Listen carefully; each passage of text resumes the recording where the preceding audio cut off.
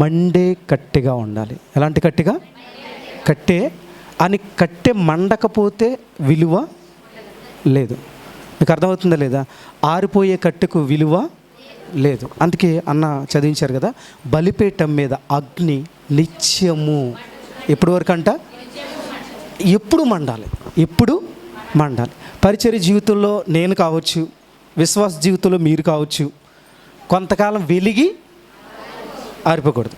చాలామంది కొంతకాలం అంటారు, చెప్పండి, ఒక ఊపు ఊపేశారా అయిపోయిందా అంటారనరా. అంటే కొంతకాలం ఆవేశపడిపోతూ ఉంటారు. పాస్టర్ గారు చెప్పండి, ఏం చేద్దాం ఎరగదీసేద్దామా అంటారు. కొంతకాలం తర్వాత వాళ్ళు ఎక్కడ నెమ్మదిగా చల్లారిపోతారు. అంటే విశ్వాస జీవితంలో ఎక్కడైనా సరే ఆత్మీయ జీవితంలో గుర్తుపెట్టుకోండి, నేను ఎవరిని విమర్శించట్లేదు, కానీ మనకు మనమే సెల్ఫ్ చెక్ చేసుకోవాలి. అంతే, మనల్ని మనమే పరీక్షించుకోవాలి. మనం ఎలాంటి వ్యక్తులం అనేది మనం ప్రశ్నించుకోవాలి. ఎప్పటి వరకు మండాలంట? ఎప్పటి వరకు చెప్పండి? ఒక ఫైర్ లాగా ఉండాలి. మీకు అర్థమవుతుందా? రేనార్డ్ బ్రోంకే అనే దైవజనుడి గురించి ఒక సేవకుడు ఇలా చెప్పారు. ఆయనకున్న పేరు ఏంటంటే మండే వ్యక్తి అంట. ఎలాంటి వ్యక్తి అంట? మండే వ్యక్తి. ఆఫ్రికా ఖండాన్ని ఆయా ప్రాంతాల్లో చక్కగా మండించిన వ్యక్తి. ఆయన ఎంత ఫైర్ కలిగిన వాళ్ళు అంటే, ఒకే ఉదాహరణ చెప్తాను. ఒక దైవ సేవకులు ఈ మాట చెప్పారు, నేను యూట్యూబ్లో విన్నాను, నాకు తెలీదు, కానీ జఫన్యా శాస్త్రి గారు అని ఒక దైవ సేవకుడు ఈ విషయాన్ని చెప్పగా విన్నాను. అదేంటంటే, మన హైదరాబాద్ ప్రాంతానికి ఆయన వచ్చారట. రేనార్డ్ బ్రోంకే అనే దైవజనుడు మన హైదరాబాద్ ప్రాంతానికి వచ్చారట. ఆయన ఎక్కడికి వెళ్ళినా చాలామంది ప్రజలు దేవుని వైపుకి వచ్చేస్తున్నారు. సరే అని చెప్పి మన భారతదేశంలో చాలామంది నిష్ణాతమైన మాంత్రికులు ఉంటారు కదండి, మాంత్రికులు. ఎందుకంటే ఎక్కడి నుంచో వచ్చి భారతదేశంలో క్రైస్తవుల్ని చేసేస్తాడుతున్నాను చెప్పి ఆ గ్రౌండ్, పెద్ద గ్రౌండ్, అంత పెద్ద సేవకులు వస్తే గ్రౌండ్లో స్టేడియంలో పెడతారు కదా, ఆ స్టేడియం నలుగు మూలలా కూడా నలుగురు మాంత్రికుల్ని, జటలు ఉన్న నార్త్ ఇండియన్ సేవకుల్ని కూర్చోబెట్టారట. అదే సేవకులు కాదు, మాంత్రికుల్ని కూర్చోబెట్టారట. కూర్చోబెట్టిన తర్వాత వాళ్ళు అక్కడ మంత్రాలు జపిస్తున్నారు. వాళ్ళ ఉద్దేశం ఏంటంటే, వాళ్ళ మంత్రాలు జపిస్తే ఎవరైనా రక్తం కక్కుకుని చనిపోతారట. అలాంటి స్థితి. అయితే ఎవరి గురించి వచ్చారు వీళ్ళంటే, దైవ సేవకుడి గురించి. ఎవరి గురించి అంటే, ఇప్పుడు వీళ్ళు ఆయన స్టేజ్ మీదకి రాగానే మంత్రాలు జపిస్తే రక్తం కక్కుకుని ఏం చేయాలి? ఆయన చనిపోవాలి. మన భారతదేశంలో ఆయన మాట వినబడకూడదు. ఆ టార్గెట్తో నాలుగు మూల, గ్రౌండ్ నాలుగు మూల, ఇప్పుడు ఈ చర్చ్ ఉందనుకోండి, ఇది గ్రౌండ్ అనుకుందాం, నాలుగు మూలలు ఉన్నాయి కదా, నాలుగు మూలలో కూడా కూర్చుని వాళ్ళు జపిస్తున్నారు. ఈలోగా దైవ సేవకుడు స్టేజ్ ఎక్కారంట. స్టేజ్ ఎక్కిన తర్వాత ఆయనకు ఒక అలవాటు ఉంది. స్టేజ్ ఎక్కగానే ఒక అలవాటు ఉంది. అదేంటంటే హల్లెలూయా అంటాడంట. ఏమంటాడు? అనేసరికి వీళ్ళు ఉన్నారు కదా చుట్టూ కూర్చున్న వాళ్ళు కింద పడి గిలగిల కొట్టేసుకుంటున్నారంట. సరే అని చెప్పి వాలంటీర్స్ ఉంటారు కదా, బయట ఎవరో చూస్తారు కదా, ఇక్కడ ఎవరో పడిపోయారంటే ఆ వాలంటీర్స్ వెళ్ళి ఆ నలుగురిని మోసుకుని స్టేజ్ మీదకి తీసుకొచ్చారట. స్టేజ్ మీద తీసుకొస్తే కాస్త కొంతసేపటికి స్పృహ వచ్చిన తర్వాత వాళ్ళకి మైక్ పెట్టి అడుగుతున్నారు. లైవ్లో జరిగిందంట ఇది, మళ్ళీ ఎక్కడో కాదు, మన ఆంధ్రాలో, హైదరాబాద్లో, మీరు యూట్యూబ్లో కొట్టవచ్చు. అయితే జరిగిన విషయం ఏంటంటే, డైరెక్ట్గా లైవ్లో మైక్ పెట్టుకుని అడిగారంటారా, మీరు ఎక్కడి నుంచి వచ్చారు, మీ పరిస్థితి ఏంటి అని అడిగితే, మమ్మల్ని కొన్ని కోట్ల రూపాయలు ఇచ్చి ఈ పాస్టర్ గారి కోసం మంత్రాలు జపించడానికి తీసుకొచ్చారు. వాళ్ళు జట్లు అల్లేసి గోర్లు పొడుగ్గా ఉండి చాలా విచిత్రమైన వేషధారణతో ఉన్నారు. వాళ్ళు అంటున్నారు ఏంటంటే, ఈయన్ని మంత్రాలు జపిద్దామని మేము రెడీగా ఉన్నాము, ఈయన స్టేజ్ ఎక్కారు, స్టేజ్ ఎక్కగానే ఏదో మంత్రం జపించాడు ఈయన, ఆ మంత్రానికి మేము గిలగిలా కొట్టేసుకున్నాం. ఎందుకు ఆ మంత్రం ఏంటి? గట్టిగా చప్పలు కొడదాం ఒకసారి. మీకు అర్థమైందా?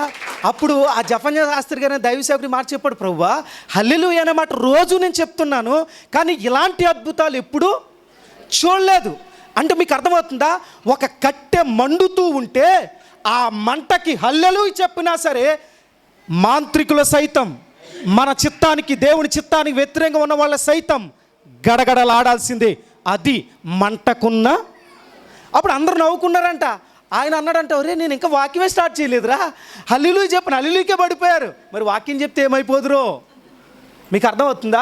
అందుకే బైబిల్లో ఈ మాట రాయబడి ఉంది, నీకు విరోధముగా రూపొందించబడిన ఏ ఆయుధము వర్ధిల్లదు.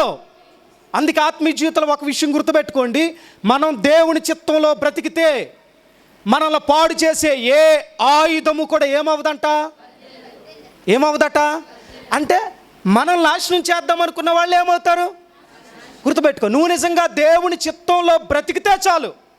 చాలాసార్లు నన్ను టార్గెట్ చేస్తున్నారు పాస్టర్ గారు, మా చుట్టుపక్కల వాళ్ళు చాలా అవమానకరంగా మాట్లాడుతున్నారు. గుర్తుపెట్టుకో, ఎవరెన్నైనా మాట్లాడినాయి, ఒక్క పాయింట్ మనసులో పెట్టుకో, దేవా నీ కొరకు నేను బ్రతుకుతా, ఎవరేమనుకున్నా నాకు అనవసరం. ఆ ఒక్క పాయింట్ మన మనసులో ఉంటే ఎవరేమనుకున్నా చెవిటోళ్ళ వెళ్ళిపోతాం.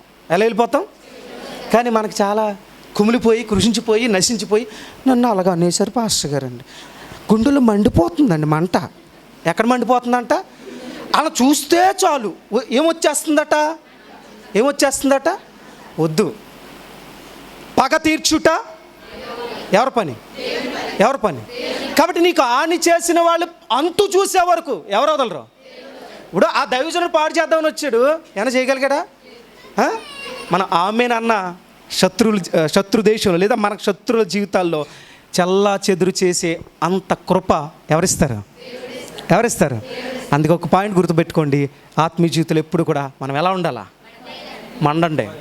ప్రార్థనలో మండండి, వాక్యంలో మండండి, మందిరానికి వెళ్ళే విషయాల్లో మండండి, పరిశుద్ధత విషయాల్లో మండండి. మీ సంఘాల్లో ఈ వాక్యం ఎంతమందికి అయితే వినబడుతుందో మైక్ శబ్దం ద్వారా, మీ పరిచర్యల్లో మండే అగ్ని జ్వాలల వలె వాడబడుదురుగాక. ఆ స్థాయిలో ప్రతి ఒక్కరు వాడబడితే, ఇందాక పాస్టర్ గారు చెప్పారు, వాక్యాలు ఎన్నో వెళ్తున్నాయి, సువార్తలు ఎన్నో వెళ్తున్నాయి, ఎందుకు సంఘాలు క్షేమాభివృద్ధి పొందట్లే అని అంటే మనం మండట్లా. ఏం చేయట్లా? సంఘంగా మనం మండితే ఆ మంట ప్రపంచాన్ని తాకుద్ది. ఎక్కడ తాకుద్ది? మన గ్రామాన్ని తాకాలి, మన పట్టణాన్ని తాకాలి, మన మండలాన్ని తాకాలి, మన జిల్లాని తాకాలి, మన దేశాన్ని, మన ఖండాన్ని కూడా తాకాలి. అలా తాకాలి అని అంటే మనం ఎలా ఉండాలి చెప్పండి?